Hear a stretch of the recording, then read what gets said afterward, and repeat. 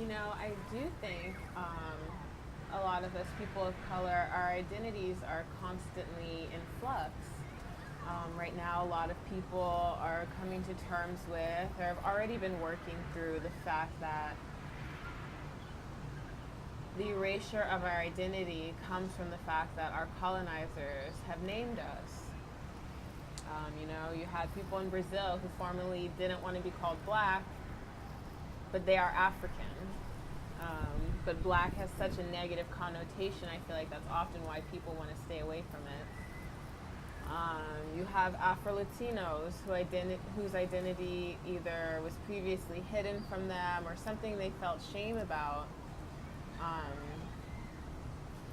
Now people are reckoning with and taking ownership of and claiming. And we are finding more and more that the diaspora is bigger than we ever thought it was. There are Afro-Mexicans, there's Afro-Filipino, Black natives, you know, the diaspora continues to get bigger, but I think this does call into question, you know, like,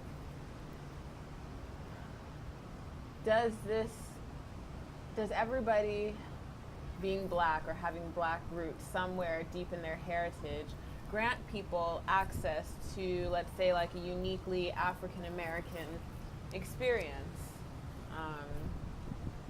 But who is to say, you know, like maybe if we're all black, we're just all black and there is no cross-cultural appropriation lines there because we are all just of the same people. You know, I just feel like sometimes, in some instances, and especially now, everyone wants to be black. Oh yeah, you know, we are black actually. And you know, that's cool, it's done in earnest, but then at some points I feel like people just want to be black when they want to say the N-word or, you know, throw some swag on their name. When previously a lot of communities have shunned the black portion of their community. You know, Andre 3000 had that jumpsuit that said across cultures, darker people suffer the most, and that's true. Oh, in this example as well, like MIA, she looks black to me. I don't know enough if she claims her blackness or, you know, I feel like there's just so many things to consider and we're constantly, like I said, in flux. Deconstructing and reconstructing our identities to get to the truth of who we actually are, which has been purposefully obscured from a lot of us.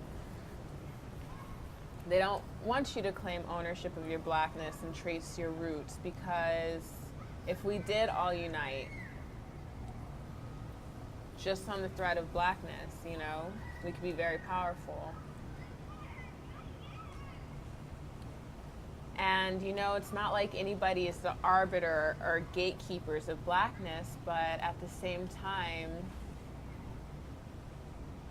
I will say I have felt some instances in the past that people were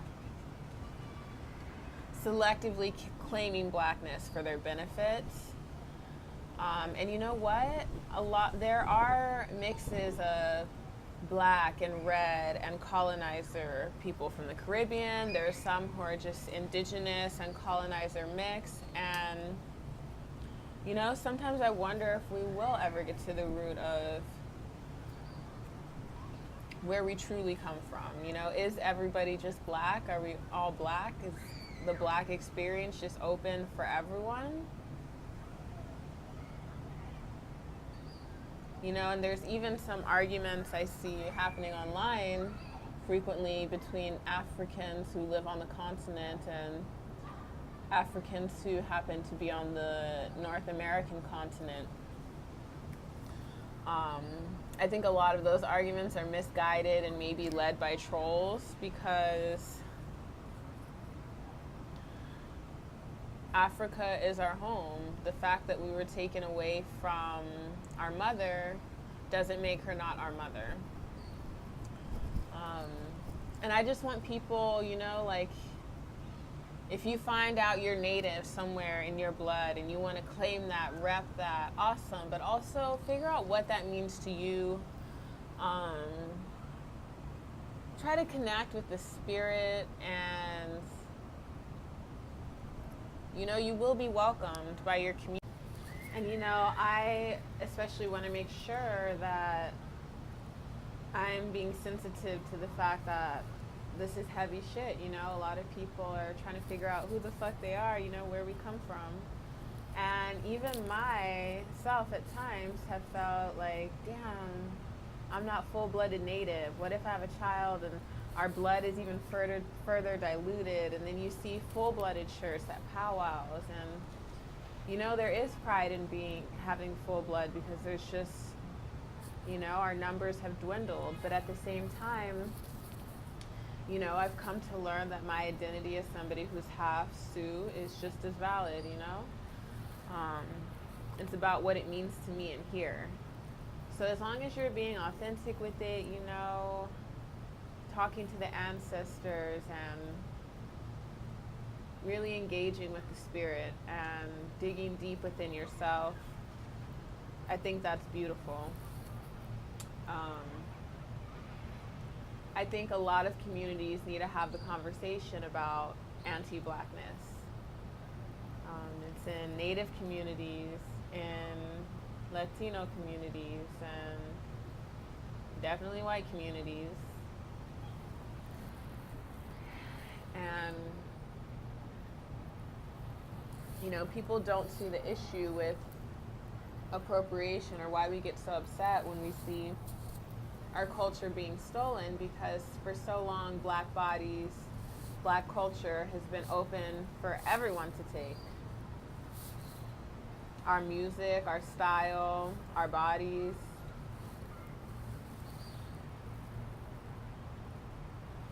And people get surprised when you want to say, hey, that's ours, don't fuck with it. Because they don't expect you to have that pride in yourself. That pride to say, that's mine, you can't fuck with it.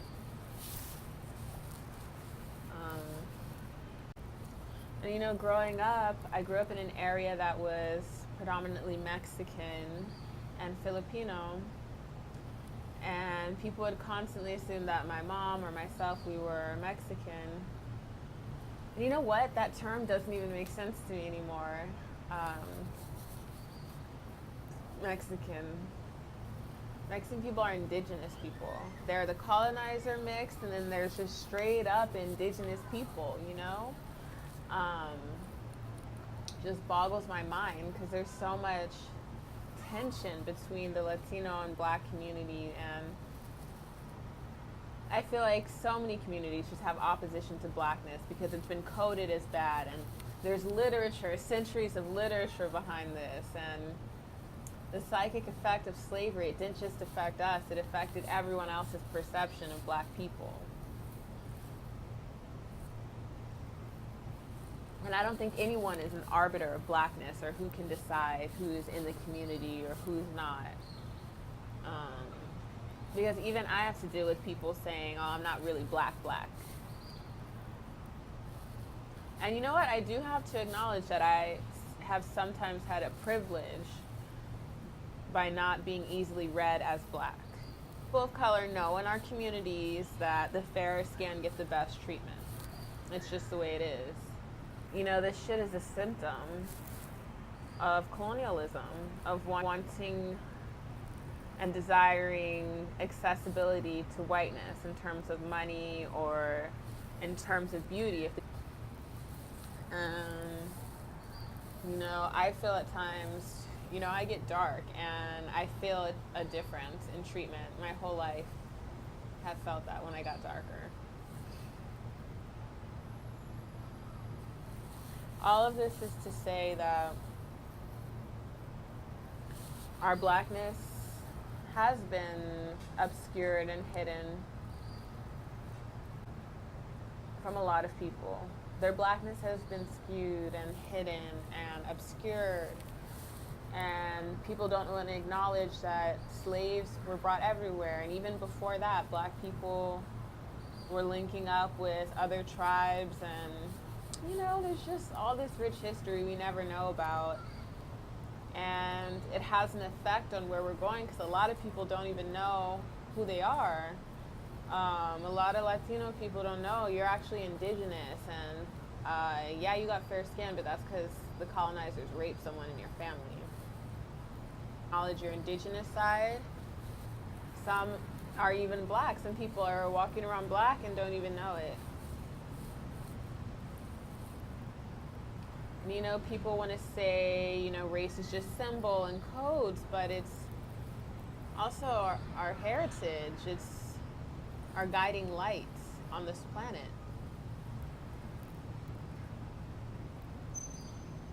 You have black people who don't even want to be black. That's how deep anti-blackness is.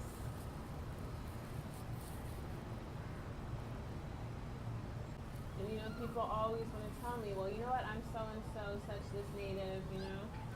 Awesome, that's beautiful. Come fight with us. Come talk to the spirit with me. Let's not drink. Let's be sober. Let's honor the spirit.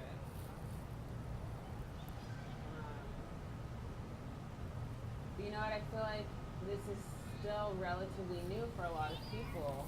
Like actively and critically engaging with your race and these national ideologies that we subscribe to, these national identities, these imagined communities that in turn shape our identity. What is a Brazilian, you know? I know that there are tribes people. There's hundreds of thousands of tribes in Brazil, and I know that there are African people there, and I know that there are colonizers there as well, who have decided to name everyone Brazilian.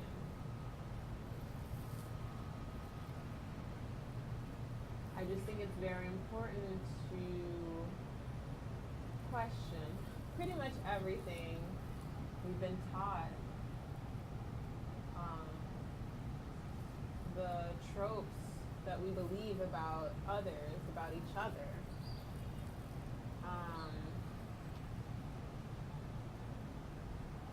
Yeah, I just think we do have a long way to go. A lot of difficult conversations to have. And you know what? I have to say that I'm somebody who, I won't engage with everyone. I don't believe in wasting my emotional energy or my intelligence on certain people. I think some of us will be the ones to talk to a certain segment of the population. I'm going to keep it moving and speak to the people who are on my level for the most part, or, you know, I do want to teach people and be digestible, but if we're not on the same playing field, if you still think the flag is okay, the national anthem, then I'm going to need you to do some reading, do some research, some soul searching, and then come back to me.